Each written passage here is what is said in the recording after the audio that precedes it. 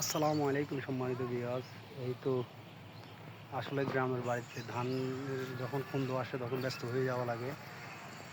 সবাই কেমন আছেন? সবাই ভালো থাকাই কামনা করি। আসলে আমরা যারা কৃষিকাজ করি তাদের আসলে যত দিকেই থাকি, যখন ধান লওয়ার সময় হয়, রোয়ার সময় হয়, তখন আসতে হয় গ্রামে। তাই চলে আসলাম। কয়েকদিন ব্যস্ত থাকবো, আপনারা সবাই পাশে থাকবেন, কেউ ভুলে যাবেন না। পোস্টটা যখন সামনে যাবে সবাই লাইক কমেন্ট করে দিবেন। দেখেন ধানের পরিস্থিতি, আকাশের ওয়েদারও ভালো না, এই কারণে গোড়ার সাইড এখনও কাঁচা আছে। তারপরেও আকাশের পরিস্থিতি ভালো না, 15 তারিখ থেকে আরও বৃষ্টি হবে বলতেছে। তাই আমরা কি করব এখন, আসলে লোকজনও পাওয়া যাচ্ছে না তেমন। তারপরে নিজের কাজ নিজে করতে, কালকে থেকে লোক আসবে ইনশাল্লাহ। এই আজকে নিজে যতটুকু পারতেছি ততটুকু করতেছি। সবাই দোয়া করবেন ধানগুলো যখন সুষ্ঠুভাবে তুলে ফেলতে পারি।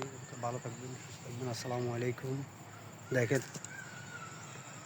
ওয়েদার, দেখেন কি একটা পরিস্থিতি ধান এখনও মানুষের, বৃষ্টি বাদলের কারণে সবাই ধান কেটে ফেলতেছে কাঁচা কুচা, দেখছেন।